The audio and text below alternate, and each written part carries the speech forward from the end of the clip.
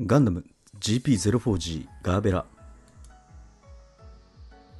アナハイムエレクトロニク社が地球連邦軍のガンダム開発計画に基づき、対モビルスーツ戦闘に特化された強襲用モビルスーツとして立案した機体案の一つ。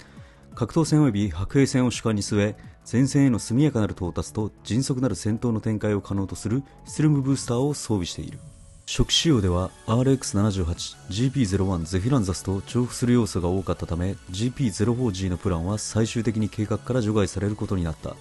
基礎フレームや各種の内装パーツは実際に完成しており、宇宙世紀 WO83 のデラーズ紛争に際して最終装甲などに偽装を施した上で AGX04 ガーベラテトラとしてシーマ艦隊へと横流しされた。というわけで、どうもプラシキです。本日はリボン100 100分の1ガンダム試作4号機ガーベラを作っていきたいと思います。2015年4月29日発売、販売価格は3850円となっています。以前プレ版の再販でこちら手に入れたんですが、全然この機体自体私知らなくて、ガーベラテトラの元になったというか、なんていうんですかね、幻の機体みたいなことを言われてたので、そうなんだと思いながら、見た目のかっこよさだけで今回購入してしまいました。このリ100シリーズは作りやすいんですけど、結構動かしてたりすると関節がぐにょぐにょっとへたってくる、そういうイメージがあるんですが、こちらのGP04G のガーベラはどういう感じになってるんでしょうか。楽しみです。それでは早速開封していきたいと思います。内容物に関しては内袋このような数となっていました。ランナー数ですが、広げてみたらこんな感じになっていました。そうですね、通常の100分の1クラスにしては少ない方ではないでしょうか。さすがリボン100のシリーズかなという感じがします。続いてランナーをチェックしていきたいと思います。こちら A ランナー。今回のランナーですが、すべて新規ランナーの試作4号機ランナーとなっていました。そうですね、モールドも程よく入っていると思います。そして今回のキットですが、アンダーゲートが中に採用されている部分があるみたいです。わかりにくいんかもしれないんですけど、こんな感じで少しアンダーゲートが入っていますね。で、こちらも白のパーツですが、こちらも合わせてアンダーゲートがあるみたいです。このような形でアンダーゲートが使われているパーツが中には含まれていました。このリボン100シリーズ、通称リ100っていうシリーズですかね、はこちらの方結構マスターグレードと HG のいいとこ取りじゃないですけど、そういったイメージがあるんですが、パーツ大きいパーツが多いんですけど、それなりにモールドも細かく刻まれていて、パーツは大きいんですが、マスターグレードみたいに細かくパーツが分かれすぎてるわけではないといったようなイメージを持っています。そしてこちらが特殊なエフェクトパーツですね。そしてまた曲がってるビームサーベルでした。最近よく当たります。そして PC210 のポリキャップリ100でおなじみのやつですね。そしてホイールシールはこういった枚数となっていました。そしてマーキングシールもこのようになっています。今回のキットの説明書はカラーの冊子版の説明書になっていました。中はこのように白黒の組み立て説明書となっています。リ100のためそんなに説明書の中の組み立て工数自体は多くないような感じになっていました。全部で15ページですかね。そして最後のページにこのようにカラーのポージング写真なども含まれています。そして今回は余剰パーツ新規ランナーのため出ないようになっていました。ポリキャップのみに少し余剰パーツが出ます。切り出したパーツはこんな感じになっています。パーツのランナー数自体はそんなに多いものではなかったので、このようなパーツ数となりました。それでは早速組み立てていこうと思います。まず胴体パーツから、パーツ数はこのようになっていました。マスターグレードと HG のいいとこ取りって言ったんですけど、このリ100シリーズ、組み立てが結構サクサク組み立てられるんですね。このような内部構造になっています。HG の良さ、組み立てやすさっていうところがこのリ100シリーズの良さなのかなとは思ってるんですけど、組み立てた時にHG よりも結構細かいところまで手が込んでるというか、そういったイメージの組み立て方法とパーツ構成になっています。そしてこの胴体部分ですが、合わせ目ほとんど出ないですね。脇の下とその胴体の腹回り部分に少し段落ちモールドのような処理がされています。続いて頭部パーツこのようになっています。頭部パーツもシンプルな作りですね。このようにはめ合わせて組み立てていきます。ただ色分けかなりしっかりされていますね。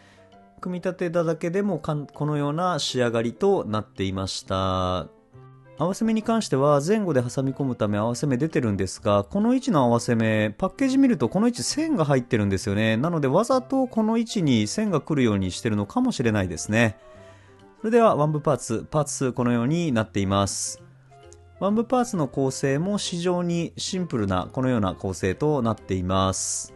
そしてポリキャップが対応されているので、間接関係の接続部分に関してはポリキャップでの接続がメインとなっていました。そしてこちら肩アーマーの内部パーツ。そしてこちらもはめ合わせてパーツ分割で構成をされています。こんな形で肩アーマーも完成ですね。そしてマニピュレーターは握り手とこのような形のライフル持たしたりビームサーベル持たせるマニピュレーターが付属しています。そしてボールジョイントで差し込み、ポリキャップで接続といった形のワン部となっていました。こちらもパーツ分割されていて合わせ目が極力出ないような構造となっています。肩アーマーの部分にも合わせ目は出ないですね。よく見てみると関節部分とかに少し合わせ目あるのかなといった感じでした。続いて脚部パーツを見ていきたいと思います。脚部パーツはこのようになっています。こちらも極めてシンプルな組み立て方法ですね。はめ合わせ、そして内部構造このようになっています。そしてこちらもすべてはめ込みで、そこまで難しい組み立てはなかったですね。こちらがすねの部分あたりの内部構造となっています。結構シンプルな構造になっていますね。そして意外とこのように色分けもしっかりされているので、組み立てていくだけでも結構シンプルに組み立てられて楽しいですね。このあたりこういった形でパーツ分割で構成をされている脚部となっていました。こちらも合わせて合わせ目ほとんど出ないですね。少しサイド部分に合わせ目が出るような感じにはなっていますが、そんなに大きく目立つような感じではないと思います。続いて腰部パーツを見ていきたいと思います。パーツ構成このようになっています。こちらも先ほどの脚部と合わせてシンプルな作りですね。そして色分けに関しては細かい部分まで色分けはされているようになっていました。はめ込みパーツ分割、そしてこのような腰部となっていますが、結構色分けもされている感じになっていますね。そしてモールドの裏打ちに関してもこのように入っている、そういった腰部となっていました。そして今回のキットで一番多分目玉的な存在になるんですかね。バックパックを組み立てていきたいと思います。こちらも色分けされていますね。青い部分と白い部分、そしてこの灰色のグレーの部分ですね。もうしっかり色分けがされているんですが、細かい点を言うと、細かい部分まで色分けされてるわけじゃないので、赤い点とかですね、色塗り別で塗り分けが必要になってくるようなバックパックとなっていました。モールド自体は細かく入っている方ではないかなと思います。そしてこのシスルムブースターの部分、ここアンダーゲートをしっかり切らないとかなり合わせ目目立ちます。これちょっと失敗しちゃいましたね。そしてこちらも差し込みでシスルムブースターを取り付ければかなり大容量のバックパックの完成となりました。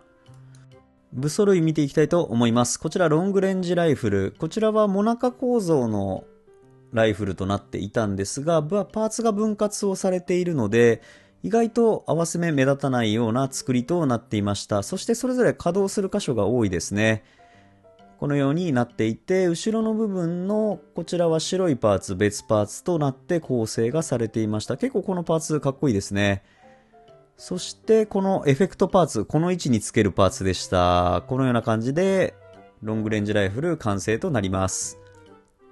そしてこちらがビームライフル。これ非常にシンプルですね。モナカ構造のビームライフルとなっていました。シンプルなんですが、モールドがぼちぼち入っているので、そこまでチャッチい感じではなかったですね。そしてビームサーベル、このように2本付属をしています。そして持ち手部分にはダボがついているので、結構保持力高めでした。このようにバックパックに挿すことが可能となっています。そしてシールド、このようになっています。内側もモールド入ってますね。そして表はこのように色分けがされているようになっていました。このシールド結構大きいですね。それではパーツ組み上がったので取り付けをしていきたいと思います。合わせて可動域もある程度見ていこうと思います。このように下半身軸での接続となっていました。出来上がった下半身このような感じですね。どっしりとしています。いい感じにできてますね。そして腰部の部分のスカート部分は全て独立で動くようになっています。足も前後にこのように開くことが可能となっていました。そして膝ですが二重関節でかなり可動域広いです。このように曲げることが可能となっています。そしてこの付け根部分も360度回転させることはできますね。こちら軸での接続となっています。そして足首も可動域広めですね。このような感じの可動域となっています。前後もこのように可動域確保されていますね。全体的に可動域広いんじゃないでしょうか。下半身。そして足裏は肉抜きはありません。このようになっています。GP0 シリーズの脚部というか下半身といった感じの作りになってますね。そしてこの軸付け根の部分がスライド前後にするようになっています。そして上半身、腕部は軸でのジョイント。